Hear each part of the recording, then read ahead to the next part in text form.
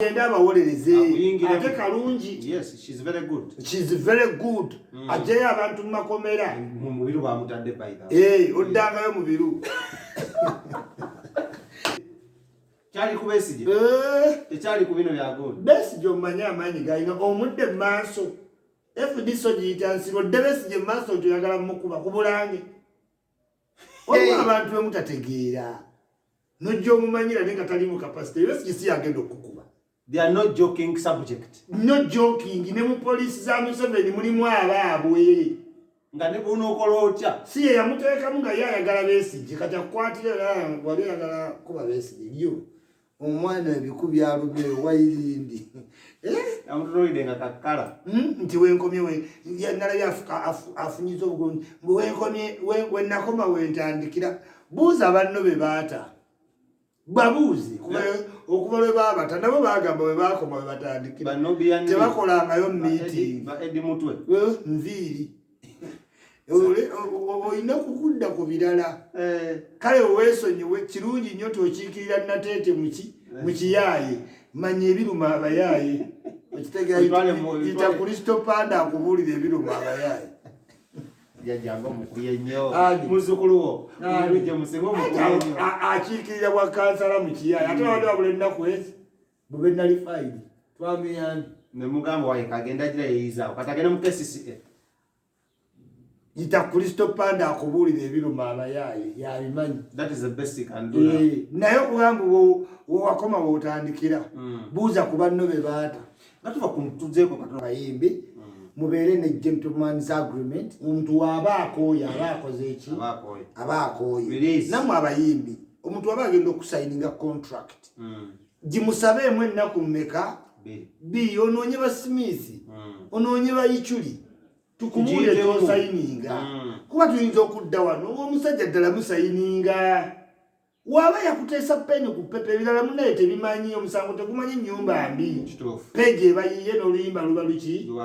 So n'olw'ensonga eyo njagala mufeeyo nnyo okumanya naye muzuukuka ku munaana n'opapa n'olinnye emmotoka simanya mpise simanyi tugenda kuproducinga okakana akutadde ku kitanda ngandule okitegeera kuba tewategedde kyakuyitira kufuna bulungi. Yes. Kale eyo nga tuvudde balonanga nawo nalebo nga tolaze mukyala kituufu.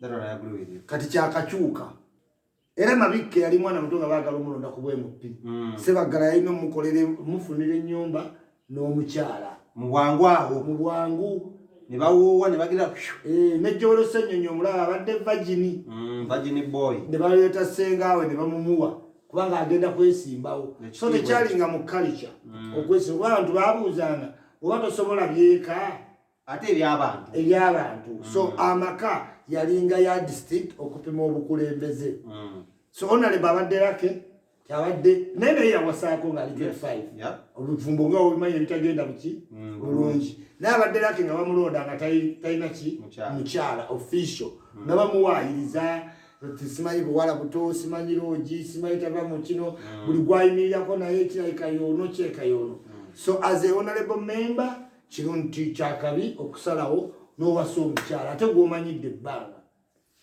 nga bagamba mbuno omukyala tamanyi soko olumpe nsaleko waffe omukampala yali muyimbi era ng'ayimba ne Bobi Wine nga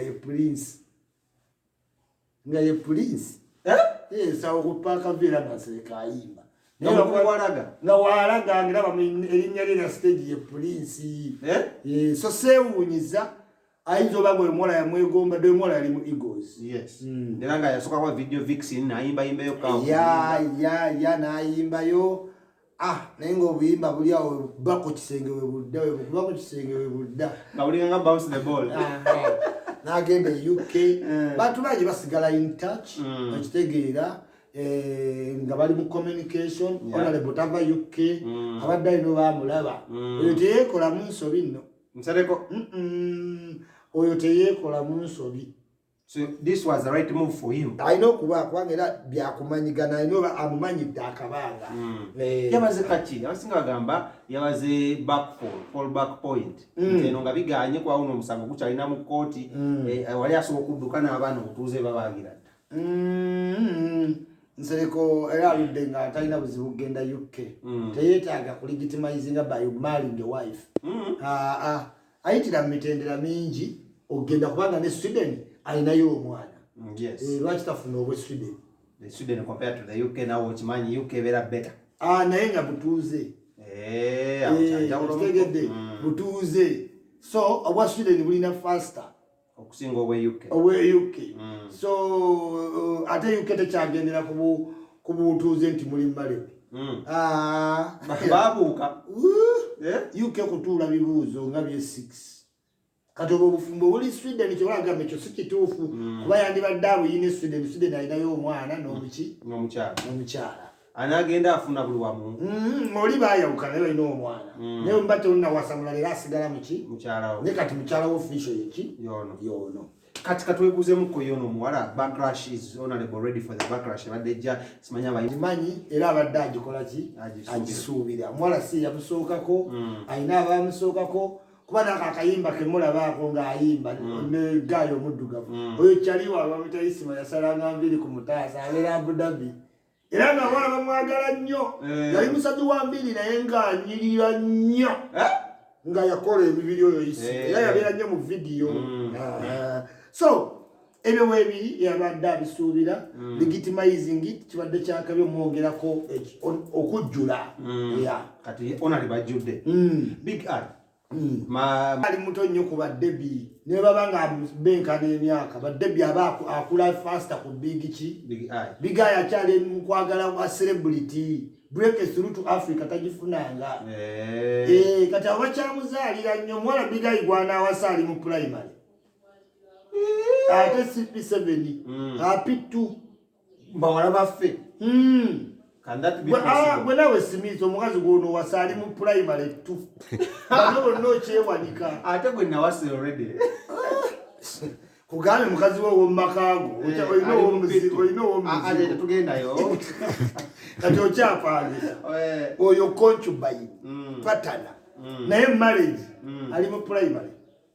Why would you say that? That's the standard way kuba mu myaka egyo 15 ejijja ogenda ozimba ennyumba okitegeera ate naye wagenda obanga ali mu university kati awo balansinga ng'ebintu bikola ki bijja olyoka omuwase kyova abantu bonna bolaba mu successful marriage omuwala aba muto nnyo ku musajja nga olaba lutaaya oli muwala muto namulabagawo ku Bati Valley ng'era ayimba mu primary oyo omuwala ne buto bwangu ku Bati Valley mukalutaaya lutaaya bakulu ku mukazi just kunyirira bunyirizi kati bwe yali ayina eddedde si baayina bwe yayina ng'ono ali mu primary mukazi we yaani Irene okitegeera.